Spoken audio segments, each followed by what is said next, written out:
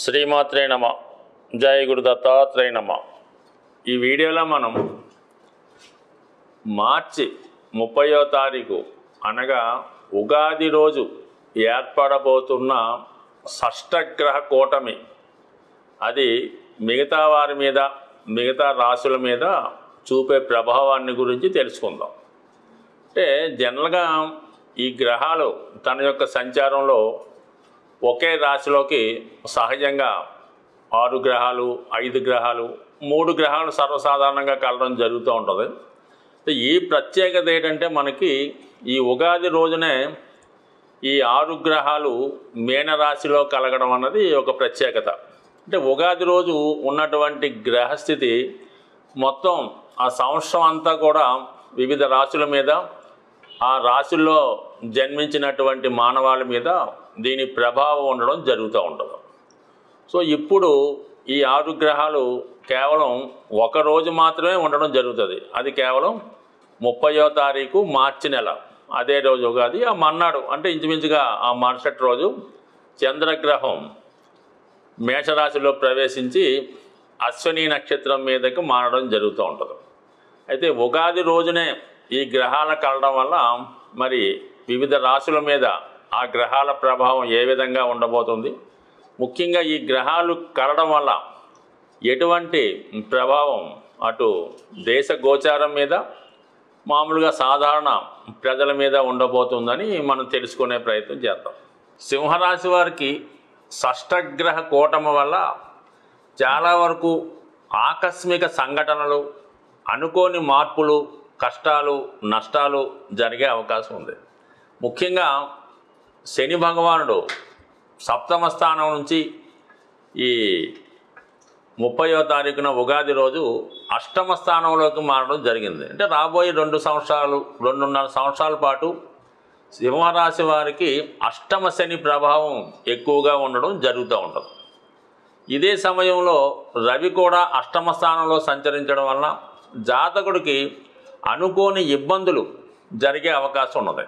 ఎక్కువగా రాజకీయ రంగంలో ఉన్న వాళ్ళకి, అలాగే ప్రైవేట్ లైఫ్లో ఉన్న వాళ్ళకి అనూహ్యంగా వాళ్ళ యొక్క పదవి భ్రంశం అవడం కానీ, పదవి నష్టపోవడం కానీ జరుగుతుంది.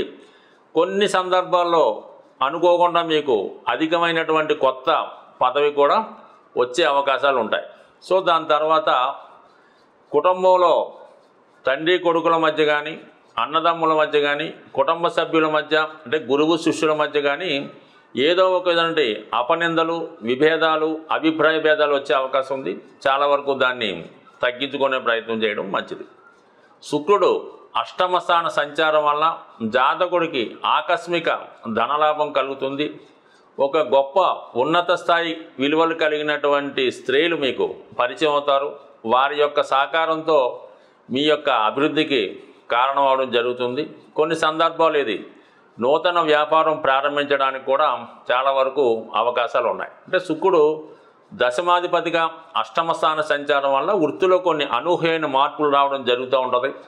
అలాగే బుధుడు కూడా ధనాధిపతిగా అష్టమ స్థితి, ఇది జాతకుడికి ఒక విధంగా ఆకస్మిక ధనలాభాన్ని, దీర్ఘకాలికంగా రావాల్సినటువంటి ధనాన్ని మీకు రావడం, కొన్ని సందర్భాల్లో మీరు చాలా కాలంగా ఎవరికైనా పెద్ద మొత్తంలో ధనం చెల్లించవలసి ఉన్నా, స్థిరాస్తి సంబంధించినటువంటి తగాదాలు ఏమైనా కోర్టులో ఉన్నా, లేదంటే కుటుంబ సభ్యుల మధ్య ఆస్తి పంపకాలు ఏమైనా ఉంటే మరి ఈ సమయంలో అవి సెటిల్మెంట్ అయ్యి ఎక్కువ మొత్తంలో మీరు స్థిరాస్తిని కానీ ధనాన్ని కానీ నష్టపోయే అవకాశం ఉంది. బట్ తర్వాత రోజుల్లో మీరు వ్యక్తిగతంగా ఆ పోగొట్టుకున్న దాన్ని తిరిగి సంపాదించుకునే ప్రయత్నం చేయడం మంచిది. ఏదైనా కొన్ని అపనిందలు, అపవాదులు రాకుండా జాగ్రత్త పడవలసి ఉంటుంది. బట్ ఏదైనా అష్టమ స్థానంలో ఏర్పడినటువంటి ఈ 6 గ్రహాల్లో 4 గ్రహాలు మీకు మిత్రగ్రహాలు అవ్వడం జరిగింది. అంటే వ్యక్తిగతంగా శని, రాహు, బుధ, శుక్రు మిత్రగ్రహాలు అవ్వటం, సింహరాశికి ఈ గ్రహాలన్నీ కూడా వ్యతిరేక గ్రహాలు అవ్వటం వల్ల చాలా వరకు శత్రువులు మీపై విజయాన్ని సాధించే అవకాశాలు ఎక్కువగా ఉంటాయి. కాబట్టి సాధ్యమైనంత వరకు ఈ సమయంలో పెద్దవారితో కానీ గొప్పవారితో కానీ పోటీకి వెళ్లకుండా మంచిది. ముఖ్యంగా తండ్రి గారితో కానీ తండ్రి సమానమైన వ్యక్తులతో కానీ ఎట్టి పరిస్థితుల్లో కూడా విభేదాలు తెచ్చుకోవద్దు. దానివల్ల ఎవరిది మంచి ఎవరిది తప్పు అయినప్పుడు కూడా నింద మీకే పడటం, నష్టం మీరే పొందడం జరుగుతూ ఉంటుంది. కాబట్టి సాధ్యమైనంత వరకు ఈ సంవత్సరం అంతా కూడా సింహరాశి వారు వినయ విధేయతలతో తండ్రి గారో గురువు గారో పెద్దలు చెప్పినట్టు నడుచుకుంటే చాలా విషయాల్లో కొన్ని ఆకస్మిక సక్సెస్లు విజయాలు ఈ రాశి వారికి రావడం జరుగుతుంది. అంటే చాలా కాలంగా సుమారుగా ఒక 15 నెలలుగా మీనరాశిలో ఉన్నటువంటి రాహుగ్రహం నెమ్మదిగా కుంభరాశిలో ప్రవేశించే ప్రయత్నంలో దానికి ఆపోజిట్గానే ఇదే రోజు అంటే 30వ తారీఖు ఇంచుమించుగా ఈ కుంభరాశిలో సంచరిస్తున్నటువంటి శని భగవానుడు మీనరాశిలోకి వెళ్ళి అక్కడ ఉన్నటువంటి రాహుతో కలవడం జరిగింది. ఈ 2 గ్రహాల కలయిక ఒక విధంగా ఒక మంచి కలయిక. శని భగవానుడు రాహు కూడా 2 కూడా కుంభరాశికి అధిపతులుగా ఉండడం జరుగుతూ ఉంటుంది. శని భగవానుడు ఒక క్రమశిక్షణ కలిగినటువంటి గ్రహం అవటం వల్ల ఎవరు క్రమశిక్షణ తప్పినా తప్పులు చేసినా దాన్ని సరిదిద్దే ప్రయత్నం చేస్తూ ఉంటాడు. అయితే రాహుగ్రహం దానికి సంపూర్ణంగా వ్యతిరేక గ్రహం.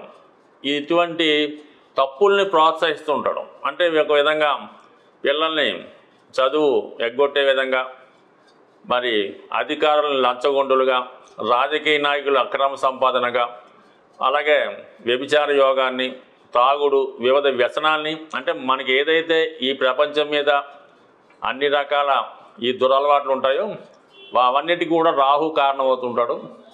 అది శని భగవానుడితో రాహు కలవడం వల్ల ఏంటంటే ఈ 2 గ్రహాలు ఒక విధంగా బాగా నిజాయితీగా స్ట్రిక్ట్గా ఉన్నవాడికేమో చాలా మంచి పేరు తెచ్చి నెంబర్ 1 స్థాయికి తీసుకువెళ్ళడం జరుగుతుంటుంది.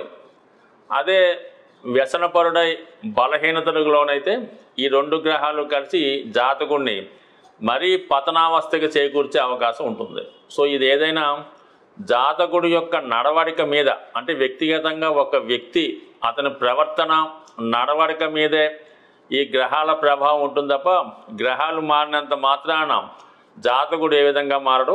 జాతకుడికి అనుకూలంగానే ఈ గ్రహాలు పనిచేస్తుంటాయి. అందువల్ల ఏంటంటే జాతకుడు నిజాయితీగా స్ట్రైట్ ఫార్వర్డ్గా ఎటువంటి ప్రలోభాలకి ఎటువంటి వ్యసనాలకి లొంగకుండా జాగ్రత్తగా ఉంటే ఈ శని రాహుల కలయిక చాలా వరకు జాతకుడికి ఉపయోగపడమే జరుగుతూ ఉంటుంది, మంచి తీసుకెళ్తూ ఉంటుంది. మరి అదే భావంలో శుక్రగ్రహం కూడా ఉండడం జరిగింది. ఈ శుక్రుడు కూడా మనకి మిత్రగ్రహమే. అటు రాహుగ్రహానికి మిత్రుడు, శని గ్రహానికి మిత్రుడు. రాహు స్త్రీలకు ఎక్కువగా ప్రోత్సహిస్తూ ఉంటాడు.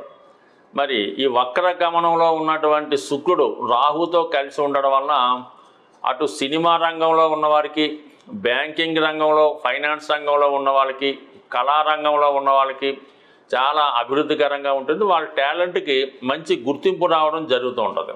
ఫర్ ది సేమ్ టైం అలాగే వ్యసనాల్ని, అధికమైనటువంటి ధన వ్యయాన్ని, అక్రమ సంబంధాలని ఎక్కువగా ప్రోత్సహిస్తుంటాడు. మరి శుక్రుడు రాహు కలియడం వల్ల ఏంటంటే జాతకుడు అనైతికంగా ఎటువంటి కట్టుబాట్లు నియమాలు లేకుండా చాలా వరకు విచ్చలవిడిగా ప్రవర్తించే అవకాశం ఈ రాహు శుక్రుల కలయిక వల్ల ఏర్పడుతూ ఉంటుంది. ఇది కూడా ఆ వ్యక్తి యొక్క నడవడిక ప్రవర్తన మీద ఉంటుంది. బట్ ఏదైనా ఇప్పుడు మనకి శుక్రుడు, రాహువు, శని కూడా మిత్రగ్రహాలు అవడం వల్ల ఇవి జాతకుడికి అనుభవించిన వాడికి అనుభవించినంత, దోచుకున్నవాడికి దోచుకున్నంత విధంగా ఇవి సహాయపడుతూ ఉంటాయి.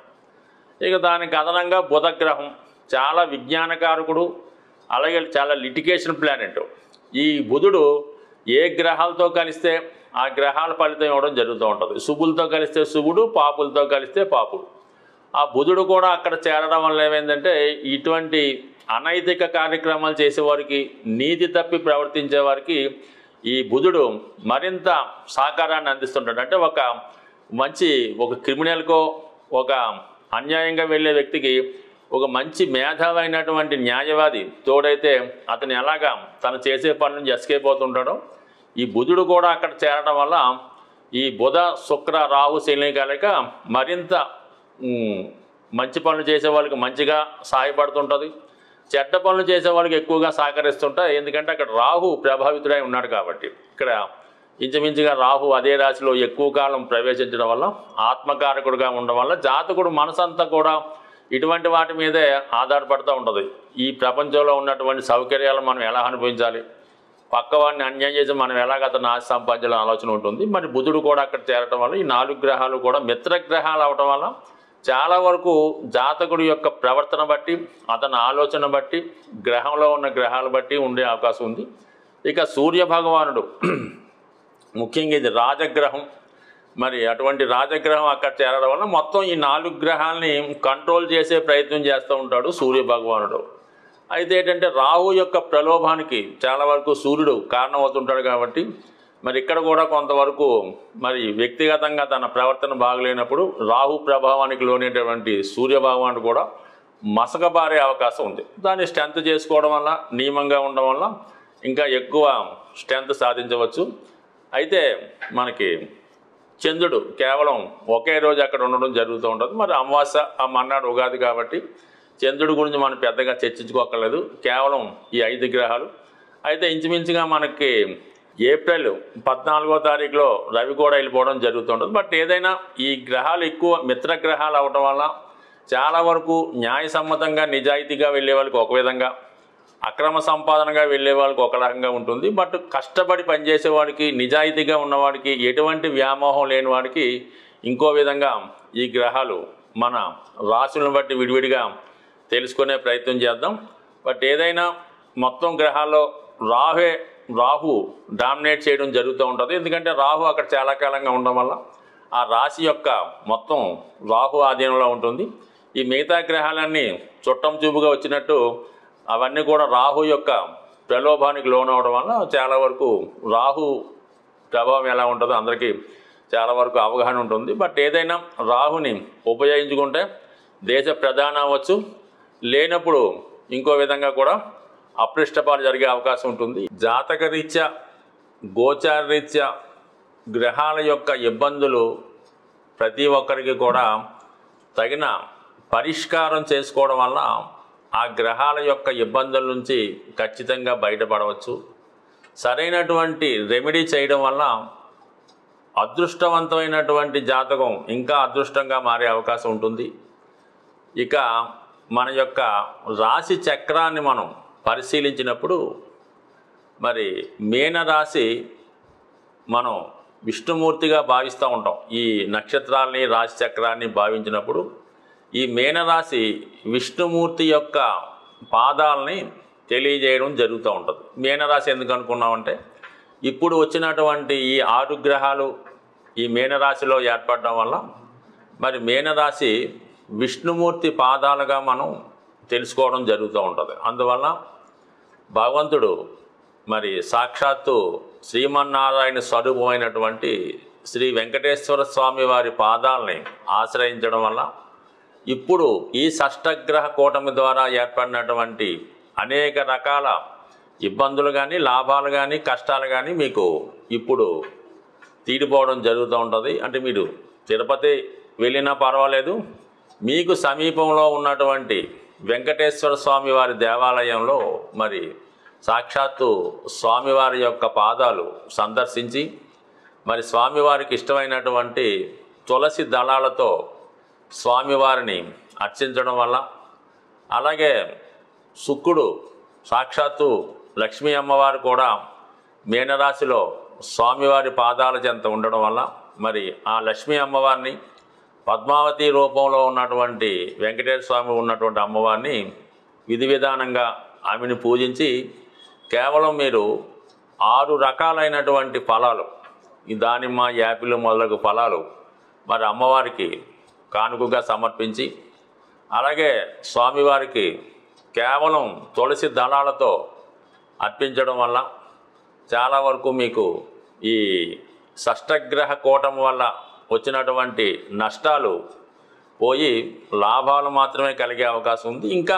ఓర్పు సహనం ఉన్నవారు మరి విష్ణు సహస్రనామాన్ని, అలాగే లక్ష్మీ స్తోత్రాన్ని సంపూర్ణంగా పారాయణ చేయడం వల్ల, అలాగే పండితులైనటువంటి ఆ వెంకటేశ్వర స్వామి ఆలయంలో ఉన్నటువంటి అర్చకుల్ని ఏదో విధంగా మీరు సంతోషపరచడం వల్ల కేవలం నామస్మరణ చేత ఇటువంటి కష్టాలన్నీ తొలగి ఆ గ్రహాలు మీకు సంపూర్ణంగా అనుగ్రహించే అవకాశం ఉంది. వీలైనట్టు వారు ఈ మధ్యకాలంలో అందరూ గృహాల్లో కూడా మరి స్వామివారి యొక్క పాదాలు కలిగినటువంటి చిత్రపటాన్ని ఉండడం జరుగుతూ ఉంది. మరి మీరు ఒక్కసారి ప్రతిరోజు కూడా మీ పూజా సమయంలో ఆ పాదాలని మనసుతో కూడా ఊహించుకొని నమస్కారం చేసుకోవడం వల్ల కూడా ఆ భగవంతుని కృప ఎల్లవేళలా మీ మీద ఉంటుంది. కాబట్టి అందరూ భగవంతుని అనుగ్రహానికి పాత్రులై ఈ ఉగాది నుంచి మీ యొక్క జీవితాలు మారాలని ఆశిస్తూ స్వస్తి.